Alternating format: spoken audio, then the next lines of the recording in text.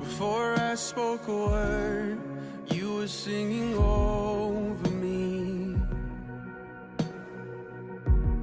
And you have been so, so good to me. Before I took a breath, you breathed your life in me. And you have been so, so kind to me. Oh, the overwhelming, never-ending, reckless love of God. Oh, it chases me down, fights till I'm found, leaves the 99. I couldn't earn it, and I don't deserve it. Still, you give yourself away.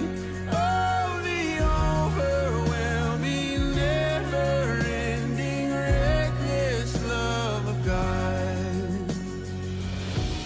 When I was your foe, still your love fought for me. And you have been so, so good to me. When I felt no worth, you paid it all for me. And you have been so, so kind to me. And oh, the overwhelming, never-ending, reckless love of God. Oh, it chases me down, fights till I'm found, leaves the 99. And I couldn't earn it, and I don't deserve it. Still, you give yourself away. Oh, the overwhelming, never-ending, reckless love of God.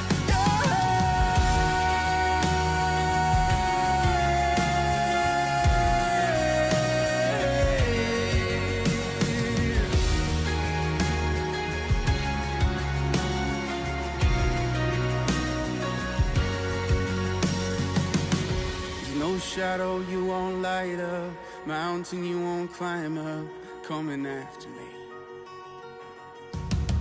There's no wall you won't kick down, lie you won't tear down, coming after me. There's no shadow you won't light up, mountain you won't climb up, coming after me. There's no wall you won't kick down, lie you won't tear down, coming after me. Oh, the overwhelming, never-ending, reckless love of God. Oh, it chases me down, fights till I'm found, leaves the 99. And I couldn't earn it, I don't deserve it. Still, you give yourself away. Oh, the overwhelming, never-ending, reckless love of God.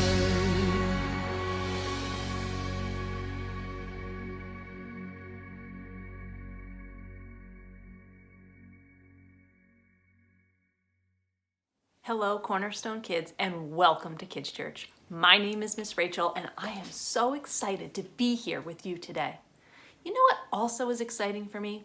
When I look outside, I see a lot of trees that are starting to bloom. There's flowers on the trees, there's little buds, and the green leaves are starting to come out.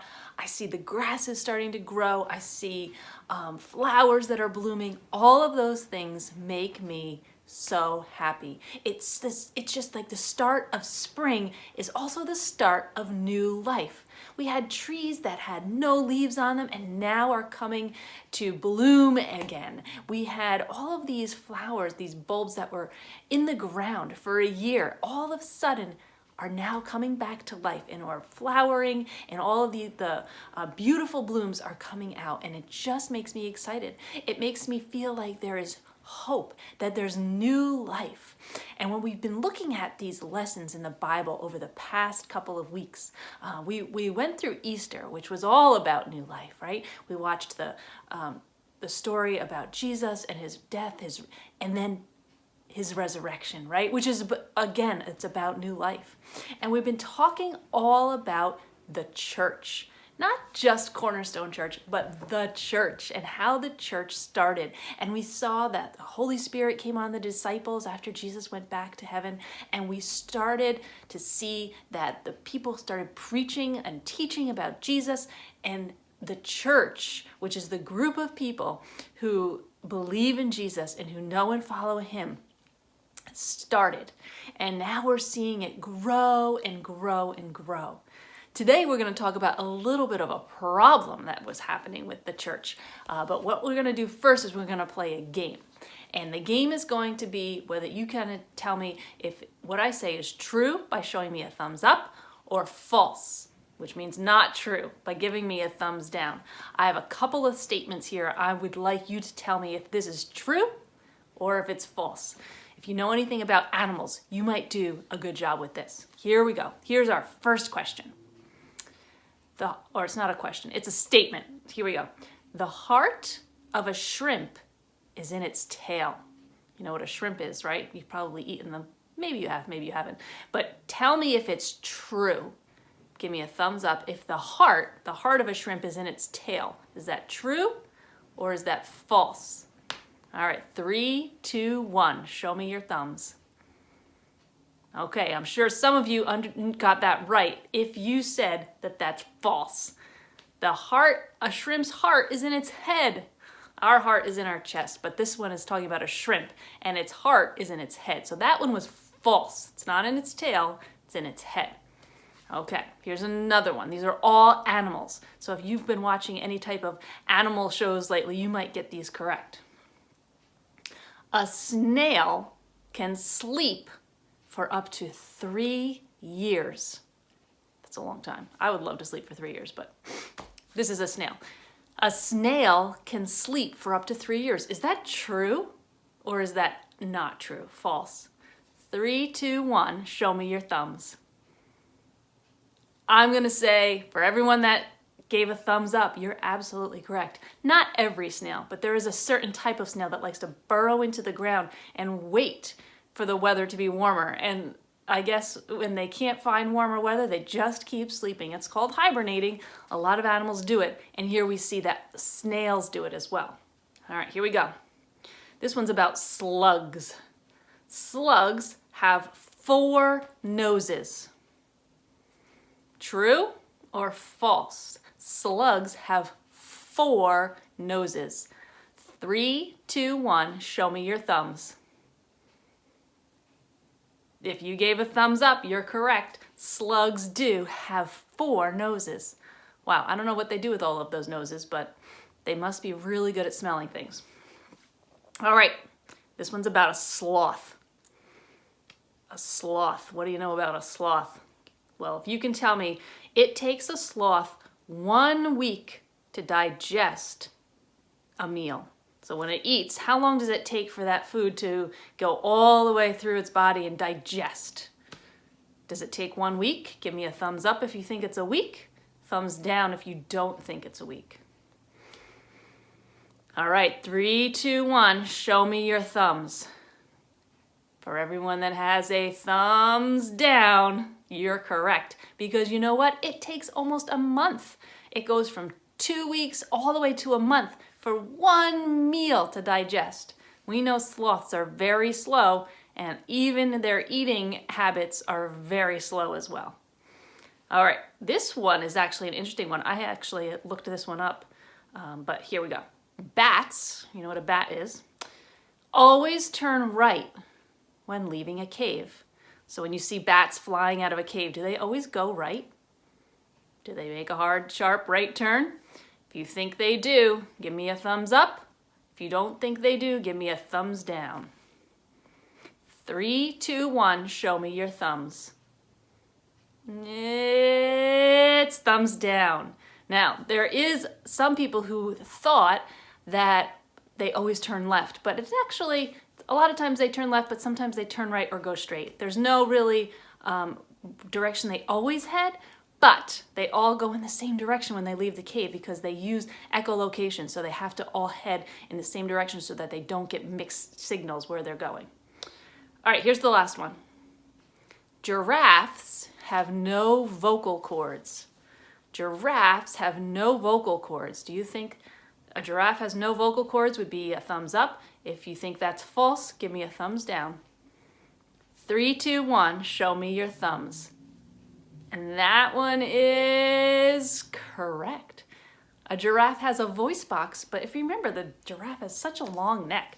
Vocal cords would be very hard to have to work in a neck that's 13 feet long, or however long the neck of a giraffe is. So that one is a thumbs up. They have no vocal cords. They have a voice box. So I've always wondered, what sound does a giraffe make? I still don't know. And maybe they don't make any sound at all. Or maybe they make a sound that's very low or high that we can't even hear it. I don't know. So those are the questions. And why am I asking these questions? Well, in today's Bible story, we're going to see that it's not always easy to know a truth from a lie. When you don't know a lot about something, it's easy to be tricked into believing something, right? So if you didn't know a lot about sloths or bats, I could probably say, oh, all of these facts, and you wouldn't know the difference, right? So it's sometimes if we don't know a lot about something, it's easy to be tricked. In today's Bible story, we're going to see that there are some people that were trying to follow Jesus, but they didn't know a whole lot about Jesus. They didn't have the Bible like we have it today. And so they started to believe false things that weren't true about Jesus. And it became a little bit of a problem. So we're going to see that in today's Bible story. The questions I had for you about animals, they were just a game to watch. But when we talk about Jesus, we want to make sure that what we're saying is true. So let's watch that Bible story video, and when we'll come back, we'll talk about it.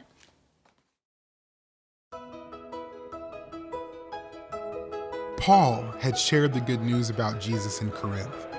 Many people believed the gospel and they began meeting together as a church. After Paul left, he heard that the believers in Corinth were turning away from the gospel. Other people had come and taught them things that weren't true. These teachers led the Corinthians away from the one true gospel, and Paul was worried. So Paul wrote a letter to the church. Listen, Paul wrote, I care about you. I want you to be faithful to Jesus and remember the gospel. Paul knew that the people had been tricked by the false teachers, like a serpent in the Garden of Eden had tricked Eve. Eve had everything she needed, but she believed the serpent's lies and disobeyed God.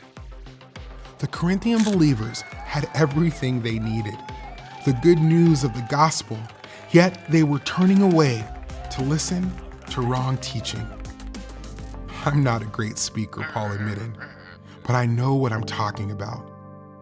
Paul relied on God's power to share the gospel. He spent his life sharing the good news, even though it meant facing suffering. Paul didn't share the gospel to get something from those who listened. He told them about Jesus because he loved them. Paul wrote, I won't back down. False teachers are trying to spread different messages so that the good news about Jesus won't go out. These teachers are against God, and they are only trying to take advantage of you. Paul spoke up because he knew the truth. If anyone deserves to be listened to, it's me. I've worked hard, been thrown in jail and beaten, and nearly died to share the gospel. God had chosen Paul and had changed his life. Paul knew his suffering was worth it, and he wasn't going to give up. I do all of this because God, the Father of the Lord Jesus, deserves to be praised.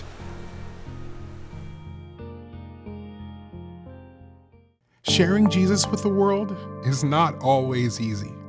There will always be some who try to stop the good news from spreading. God calls believers to follow and obey Jesus, no matter what.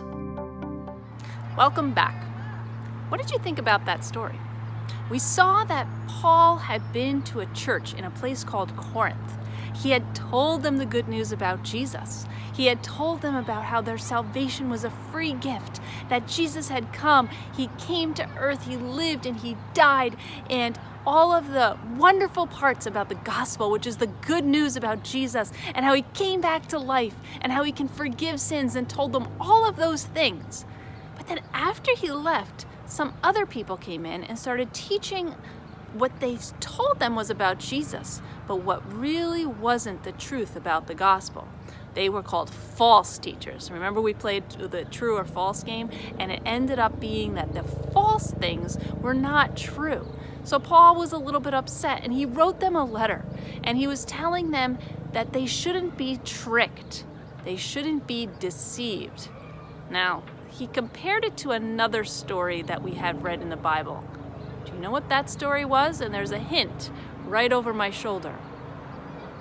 Do you remember in Genesis how we saw that Eve was deceived by a serpent? We know that the serpent was Satan the deceiver trying to trick her, right? And he said, don't be deceived like Eve was deceived by the serpent. Don't be like that, because we know that the truth about Jesus is the truth. And that the truth is that he will offer salvation to everyone. And that if we believe and we can confess with our mouth that Jesus is Lord and believe in our hearts that God raised him from the dead, then we will be saved, right? We read that in the Bible. So he said, don't be tricked by people that are telling you things that aren't true. Make sure that you're not like Eve. Remember, the serpent had said to Eve, oh, you can be like God. You can do all of these things. God just doesn't want you to be as important as him. But those were not the truth, right? So Eve was deceived by the serpent. She was tricked. And Paul was saying, don't be tricked. Don't be tricked by false teachers. What I told you about Jesus, that's the truth. And so you need to remember that that is the way to salvation. So, what we need to remember is that what we know about the truth about Jesus, that's what we have to believe. What it says in the Bible is true. And if people say other things or have other ideas that aren't in the Bible that we know about Jesus aren't true, don't be tricked. That we need to make sure that what we believe is the truth. And if you ever have a question, maybe sometimes you're thinking, I don't know if that's true. My friend said this, or I kind of heard this somewhere. You can always ask. You can ask your kids' church teacher. You can ask your parents. You can ask people that you know that love Jesus. And you can say, I heard this. Is this true? And they will be able to help you through that. Because I have so many places that we're still learning, and we don't know everything about the Bible. That's why we have the Bibles. We can read it and understand and pray and ask for wisdom. And we can also talk to people that are around us and say, is this true about Jesus? Someone said this.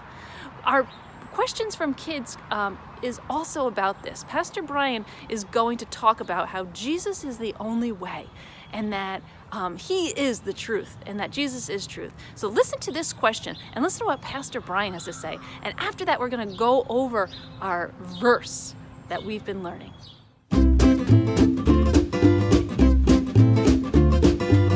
Hi there, I'm Pastor Brian, and it's time for Questions from Kids.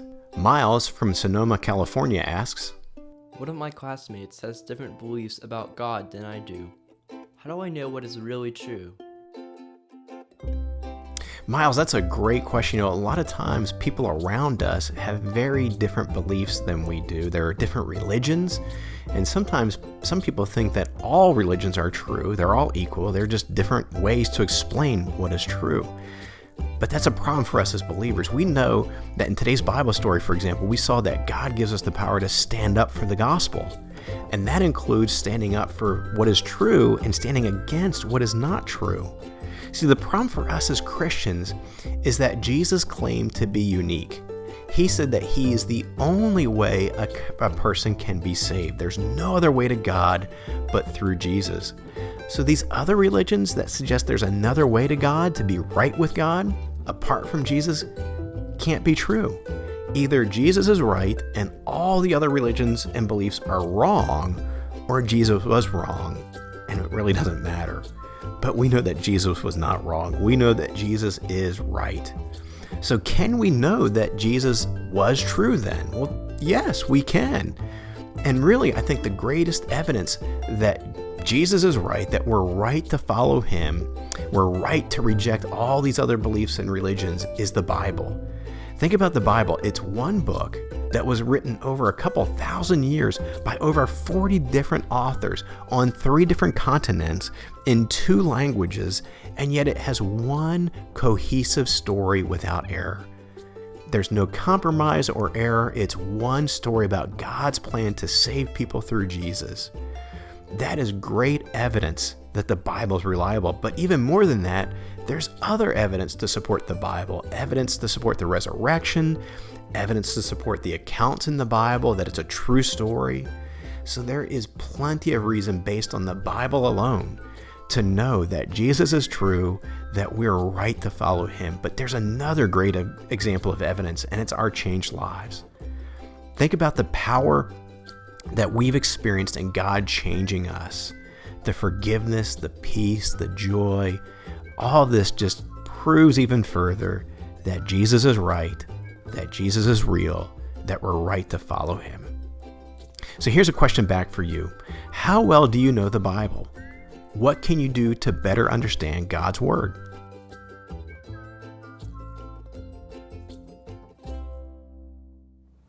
Welcome back. We saw Pastor Brian say a couple things about Jesus there. When we're asking things about Jesus and making sure we know the truth about him, we know that Jesus is the truth and that he is the only way to the Father. He's the only way to salvation, right? So those are things that we know and that we can hold on to because we know that they're true. This verse that we've been learning, it's a long one. And you might say, Miss Rach, this verse is so long and there's so many big words in it, I don't get it at all. Well, let's see if we can break it down. I put it into different colors so that we can look at each part to see if we can figure out what this verse means. Now, I will give you a hint. This entire verse is about Jesus. So when we see the word he, that's who we're talking about. So the first part says he is the head of the body, the church. You mean the head like this on someone's body? No, he's talking about how Jesus, if the church is like a body made up of all different parts and all different believers, Jesus is the head of that. All right, that's easy to understand. Jesus is the head of the church. He is the one who that is in charge. He is the one that we build our faith around, right? The next part says he is the beginning and the firstborn from among the dead. That sounds a little weird. But what I can learn from this is that Jesus has always been. He was there at the beginning. He was the firstborn. And even though people have come and gone, Jesus has always been there. So it wasn't as if Jesus just started to exist when he was born in the stable, right? He has always existed because he is one of God, of the Godhead, right? So Jesus has always been. So that part of the verse is just telling us Jesus has always been. He didn't start to exist in the stable. He was existing before that. So Jesus is the head of the church, and he has always been. He is from the beginning of time. All right, so those are things we can understand, right? The last part says, so that in everything he might have the supremacy. Okay, so that word supremacy comes from the word supreme or the ultimate or the head, right? So we go back to this part that says that in everything, he is the leader. He is the highest level. He is the supremacy. So in the church, we know that he is the head. We know that Jesus has always been and always will be and always continue to exist, and that in him, everything, he has the supremacy. He is in charge of all things. He is over all things. So when you look at it like that, it kind of makes a little bit more sense, doesn't it? It makes it feel a little bit more like, okay, I can understand this verse because I can see that Jesus is the head of the church. I can see that he has always existed, and I can see that he is the supreme ruler over all things. All right, that's from the book of Colossians, chapter 1, verse 18. And if you want to look for that verse in your own Bibles, you can go to the New Testament, and as you go through the Gospels, after the Gospels, Matthew, Mark, Luke, and John. Then there's a series of books, Acts and Romans. And then you get to Galatians, Ephesians, Philippians, Colossians. This is one of the letters that was written during that time. But here we are, Colossians chapter 1, verse 18. Look it up. Try to memorize it. Try to put those verses into your heart and into your mind. Cornerstone kids, thanks so much for coming today. I had a great time talking about Jesus, how he is the truth, how he's the head, how he is the supremacy over all things, how we need to make sure that what we hear and learn about Jesus is the truth. We need to talk to people that we know. We need to read our Bibles. All of those things will help us to know and understand Jesus more. Cornerstone kids, have a great week. Enjoy the springtime weather, and I hope to see you again soon.